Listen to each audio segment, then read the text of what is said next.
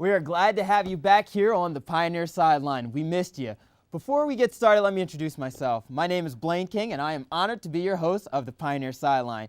Now, over the next few weeks, me and my producers, we will be experimenting with some new changes that we want to add to the show. So don't be worried if you see some unfamiliar things you're not used to. Now, let's take it to the action. It's football season here at Point Park, and I'm not talking about pigskin football. I'm talking about good old football, spelled F-U-T-B-O-L. I have Jess Paterchek in studio with me discussing what's going on with our Point Park's men's soccer team. Jess, what's the story? He shoots, he scores. The Pioneers heard that 3 times in the first half of play against St. Vincent this past Thursday at Highmark Stadium. They are currently dominating their non-conference matchups with a record of 3 wins, 1 loss, and 1 draw to date. Junior forward Alan Ramos got the first goal on the scoreboard for the Pioneers with just 1 minute and 21 seconds into the first half. This was his 5th goal in 5 games. The Texas native ended the night with 1 goal and 2 assists. The next goal coming from a header from number 15 senior defender Paul Carr. This was off of a corner kick from Ramos, I might add. All in the first half of play, the Pioneers ended the first half leading 3-0. They ended up having a final score of 3-1 at the end of the evening. Unfortunately, in other news, the Pioneers lost their most recent game against non-conference rival Siena Heights 3-1 in Michigan this past Saturday afternoon. Siena Heights managed to completely topple Point Park, scoring 3 goals within the first 27 minutes of game time. Pioneer forward Roberto Whitley managed to muster some type of response within the 31st minute of the half, thanks to a throw-in from a fellow Pioneer. They look to put another W in the win column against Grove City here in the not-too-distant future. Here's hoping that playing an away game doesn't leave us empty-handed.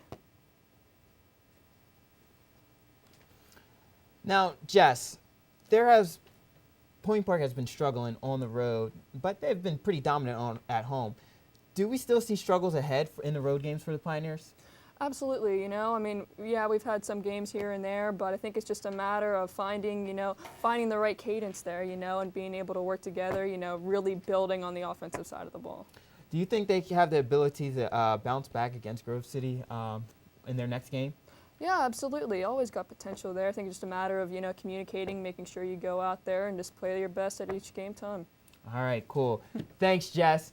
Now we're going to check in on the women's soccer team. They are off to a shaky start and look to get back to their winning ways. We have Megan Masiosi, who is also making her first appearance here on the Pioneer Sideline as well. Megan, what happened this weekend with the women's soccer team?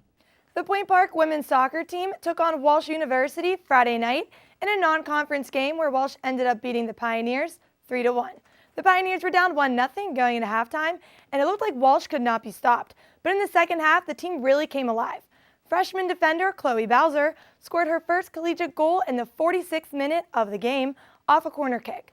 That was the Pioneers' 3rd goal of the season.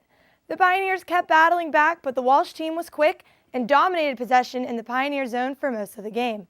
Freshman goalkeeper Alexa Dunn had 4 saves for the Pioneers, but it wasn't enough to keep the Walsh strikers from finding the back of the net. Walsh retook the lead in the 69th minute of the game and then solidified their win with another goal in the 84th minute. The Pioneers dropped to 0-5-1 and look to take on Geneva University at home on Wednesday, September 21st, where they hope to snap their 5-game losing streak. The Pioneers will begin conference play Thursday, September 29th against Asbury University. Megan, is there any hope for this team going forward? I believe so. They're pretty young. They have 17 new freshmen this year, but they do have some good veteranship from junior Izzy Hunter and senior Aaron Gilmartin. So I think once they find their chemistry, the team will do a lot better. All right. And you think they will start to turn it around against their conference play, because conference play is starting up very soon? Yeah, I do. Actually, head coach Maggie Kuhn said that she always makes her non-conference games harder for the girls. So when it does come to in-conference, the team does better and they really step up. All right. Cool. Thanks, Megan. When we come back from break, a familiar face will make his triumphant return to the Pioneer Sideline to talk some volleyball. And a few weeks ago, some folks here at the Pioneer Sideline, including myself, started a fantasy football league. I'm going to let you know how all that is going right after the break. When it comes to setting, spiking, and getting an ace, there's only one person we can have report on the Point Park women's volleyball team. That person is the man, the myth, the legend, Phil Papore. So Phil, how did the women fare this weekend? Well, thanks, Blaine. The Point Park women's volleyball team is currently at a key point in the season, the halfway point. The Pioneers entered the weekend with a 4-12 record on the year. However, the team had yet to face anyone in the River States Conference. That changed over the weekend as the Pioneers took on both IU East and IU Kokomo at home. Point Park entered Friday's game with IU East fresh off of a victory just 3 days prior over West Virginia Wesleyan. The Pioneers hoped to keep the momentum going into their conference game, and they did just that with a 3-1 victory over the Red Wolves.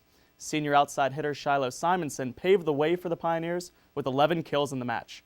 As important as each kill was to the team, it was her first kill that had the most significance. That kill helped her to reach 1,000 kills over her career, which makes her just the 5th player in history to do so. Simonson also matched her 11 kills with a team-high 18 digs. Now 1-0 in the conference, Point Park looked to stay undefeated the next day against IU Kokomo. This was a big test and also a chance for redemption for the Pioneers, who were defeated by IU Kokomo in the conference tournament finals last season. The Pioneers came out a little sluggish, falling in the first set by a score of 19-25. However, the team dug in and fought back through the tightly contested second set, prevailing 25-21.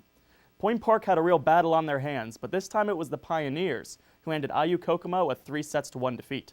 Point Park won both the third and fourth sets by a score of 25-22. With the win, Point Park remains undefeated on the season and are currently back in action as we speak, taking on crosstown rival Carlo at home. All right, Phil, so we're at midway through the season. Where do you see this team potential going forward? Honestly, Blaine, I say the team's at a pretty good spot right now. Like I said, they entered the weekend 4-12, so obviously their overall record really isn't that great. But what matters is their conference record, and starting 2-0 is huge, especially getting that win against IU Kokomo, who they lost to last year. I think that's going to be a good momentum point for the team moving forward, and they just need to rack up some conference wins. Do you potentially possibly see this team being over 500 by the end of the season? I think that's a tricky question just because they're kind of so far below 500 right now. They're 6 below. I don't necessarily see them getting back to 500, but I do see them getting the conference wins. I see them being first or second in the conference heading into the conference tournament. I think that's where the team needs to be. I don't think they need to completely focus on what their overall record is, but I do project them having a very strong conference record going towards the end of the season. All right, thanks, Phil. Now I said we're going to catch you up on how the Point Park Pioneers, the Pioneer Sideline fantasy football draft is going so far.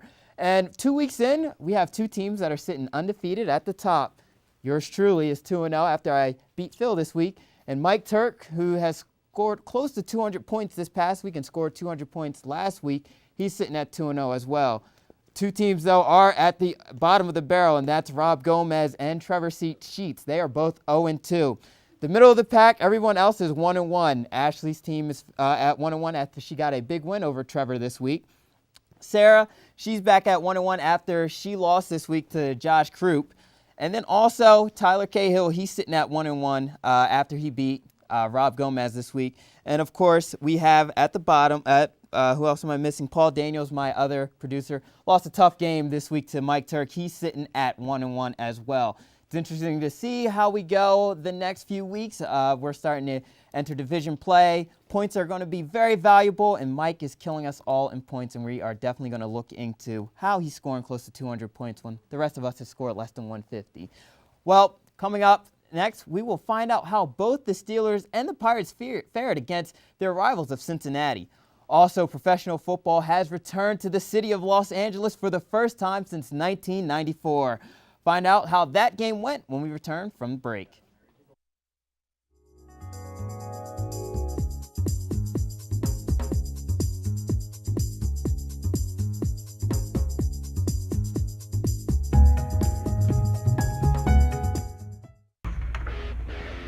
Here on the Pioneer Sideline, we talk a lot about sports in the studio, but it's beforehand when the conversation is actually interesting. I hope I have enough powder on. I don't want to be too shiny on camera. No, Trevor, I think it looks good every week you pull it off. Ah, thanks, Phil. Man, your hair looks great tonight, by the way. You sure? Yeah, I mean, I got a new haircut, but it looks all right. Perfect. Hey guys, does this make me look fat? No, you look great. You look good. Yeah, Kyle. Thanks, I was really... Sports, yeah. Ever wanted to be behind the mic and have the world listening to your show on campus? Well, it's just as simple as joining WPPJ, Point Park's student-run radio station, located on the second floor of Lawrence Hall, right next to the dining services. Listeners can tune in using Point Park's website or through the TuneIn app by searching WPPJ. WPPJ welcomes any new DJs that want to get involved, so be heard. Do you have what it takes? Well, no one showed up to the show tonight. Follow my lead. In 3, 2, take 2, open mics, cue talent. Good evening and welcome to UView News. I'm Josh Croup. We begin with breaking news out of West Penn Hall. Ready, 3, take lower third. Traffic is backed up in the West Penn elevator line after elevator 1 broke down on the 7th floor. Lose lower third. Maintenance advises students to take the stairs to avoid delays. Ready, 2, take 2. In other news, no, you know what? I didn't sign up for this. We need crew. Join UView. Take alien hand transition.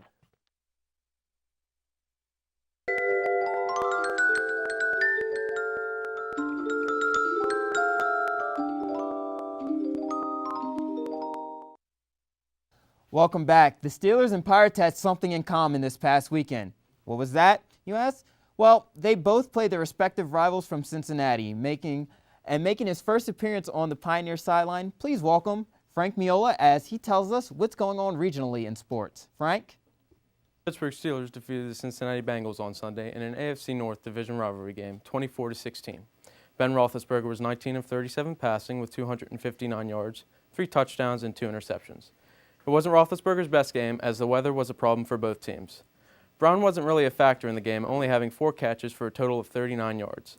DeAngelo Williams was the most consistent player on Sunday, rushing 32 times for 94 yards and catching the ball 4 times for 38 yards and a touchdown. With this win, the Steelers moved to 2-0, putting them in a first-place tie with the Baltimore Ravens. The Pitt Panthers lost to the Oklahoma State Cowboys on Saturday night, 45-38. The defenses for both teams did not show up, while the offenses did, putting up big numbers. Panthers quarterback Nate Peterman threw for 237 yards and a touchdown on 14 of 29 passing. James Conner led Pitt, running for 111 yards and a touchdown. The Panthers had a total offense of 527 yards compared to the 640 put up by the Cowboys. The Panthers open up ACC play next Saturday when they take on the 2-1 North Carolina Tar Heels. The World Cup of Hockey officially kicked off on Saturday, and that means that some of the best players from the Pittsburgh Penguins will be representing their countries. Sidney Crosby, who plays for Team Canada, dominated in the opening game on Saturday night, tallying 3 points on 1 goal and 2 assists. On the other hand, Evgeny Malkin has struggled for Team Russia, only having 1 assist through 2 games. He's taken only 4 shots and has been called for a minor penalty. There are 6 players total from the Penguins who play on their respective World Cup teams, while Mike Sullivan is assistant coach for Team USA. The tournament continues tonight with Team Finland taking on Team Sweden and Team Canada taking on Team USA.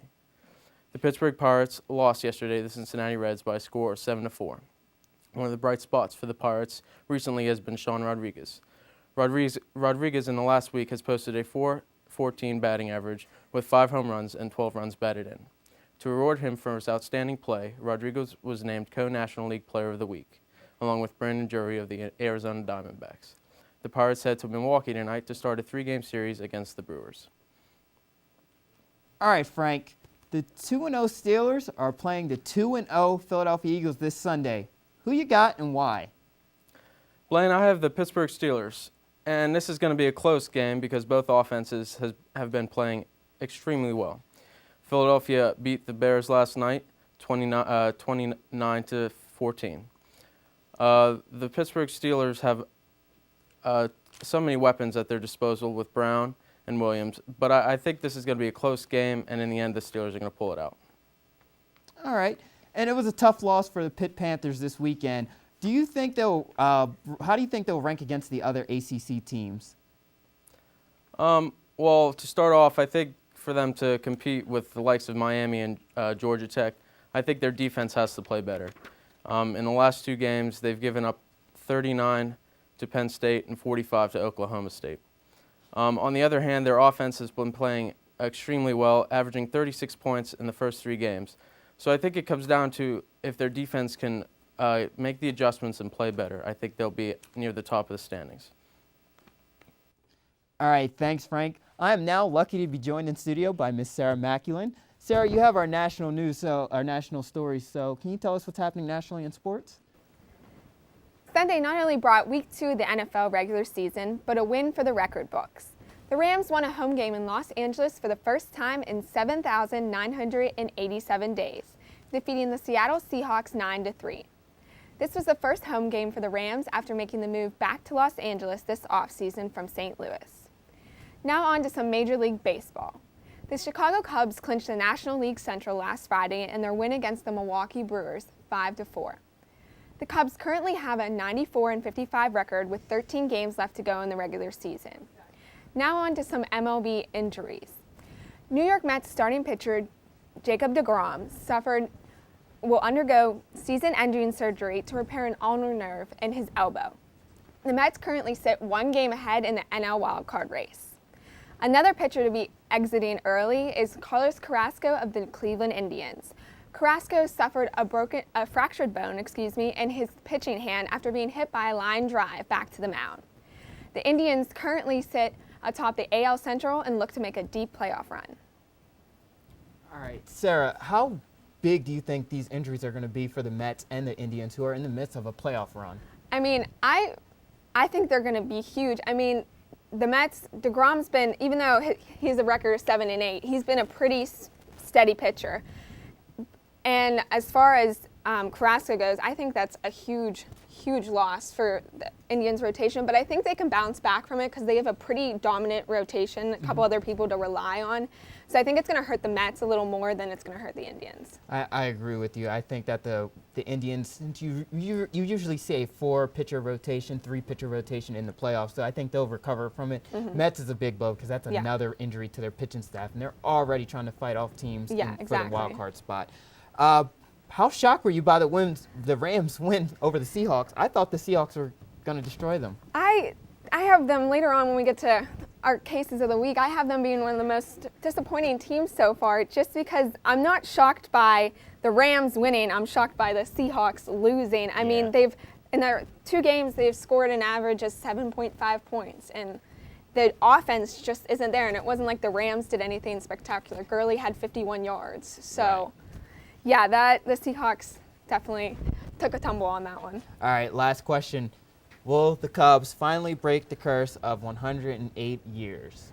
Well, as much as me being my diehard Pirate fan, and I don't want to say, I mean, right now, obviously, they're the best in baseball, without a doubt. Pretty dominant. I think, though, I mean, I don't think you can just hand it to them. Anything can happen in baseball, especially in a 7-game series. It's going to go up, back and forth. I think they're going to make it to the World Series, but I don't know. We'll see if the Indians or someone else can top them. Someone like the Red Sox. Yeah, Big that's a good pick.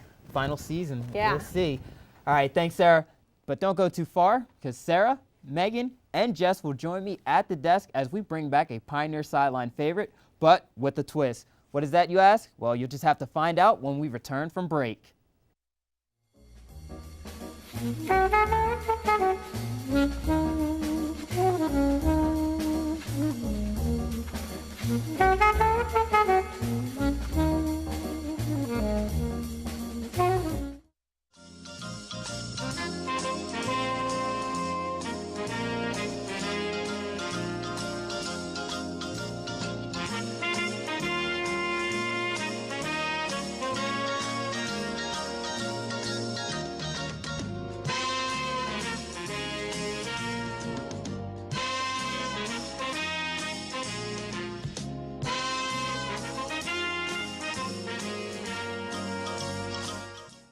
Did you know that Point Park has a cheerleading squad? Don't get it confused. Not only do our cheerleaders represent Point Park at regional and national competitions, but they also promote spirit and awareness of every sports team on campus. Come to any men's or women's varsity basketball game at home to watch the cheerleaders perform at halftime and cheer from the sidelines from the first jump ball to the final buzzer. Sports not your thing? You can catch the cheer team lead the crowd at the fall and spring pep rallies as well, or at several competitions around Pittsburgh each year. So what are you waiting for? Show the Point Park cheerleaders the support they show you. Every human being has a purpose, has a dream to have their voices heard, no matter where they come from, no matter where they go. As an American, it is their right to have freedom of speech. I have a dream that one day this message will speak louder than words, that even the quietest voice will not go unnoticed. That is my dream. What is yours? For more information, visit www.freedomofspeechpsa.org.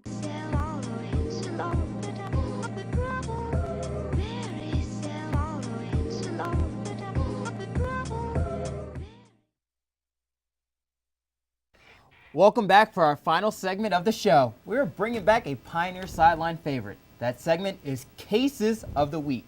Instead of getting in a heated debate about one topic, we're getting a heated debate over multiple topics. Joining me for the debut of the more enhanced version of the Case of the Week are Sarah Maculin, Megan Masiosi, and Jess Paterchek. Ladies, let's begin.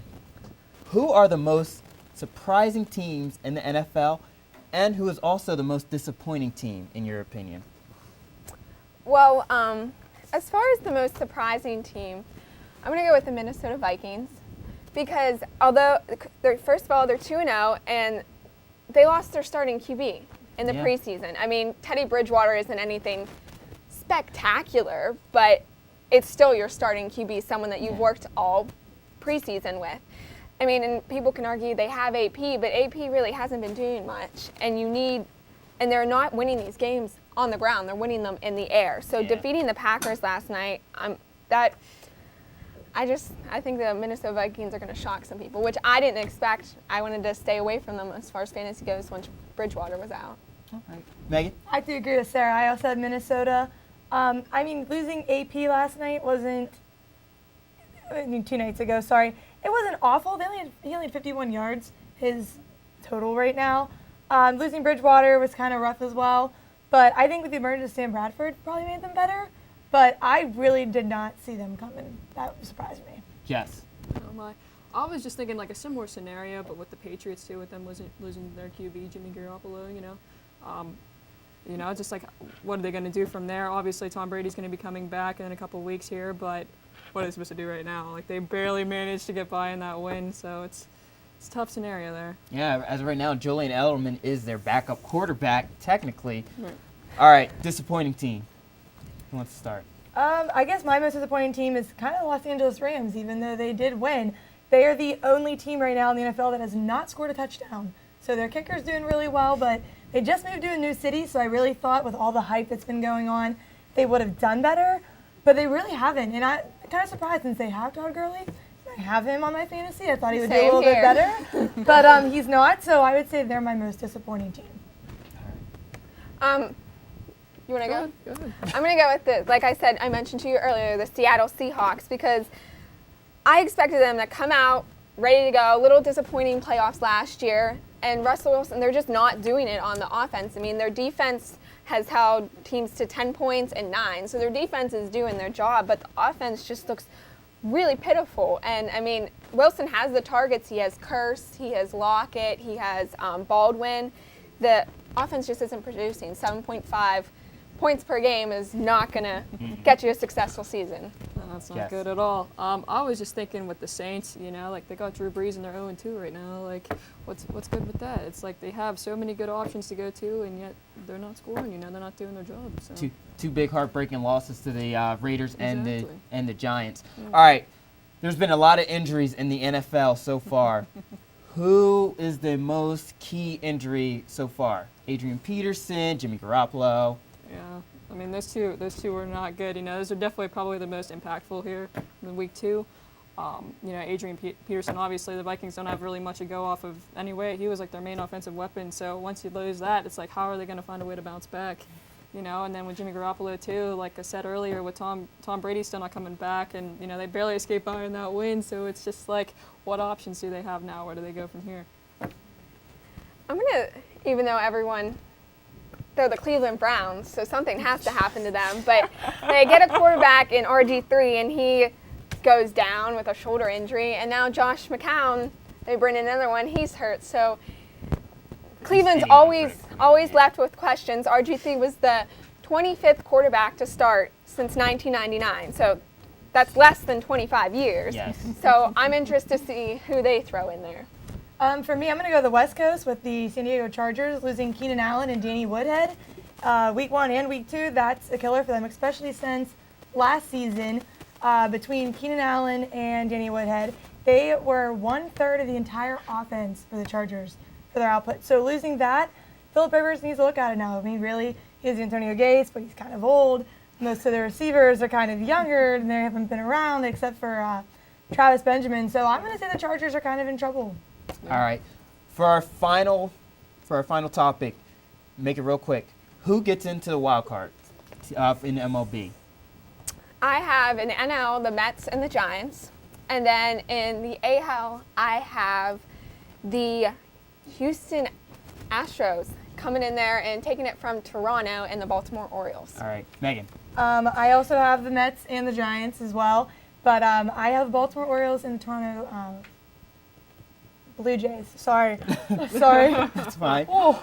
Yes. Oh man, I don't even know where to start because it's just like you see teams getting toppled again and again and again, and it's just like you don't know what's going to happen there. I feel like there's so many different options to go to. I don't know. It's a tough call, really. I don't really know.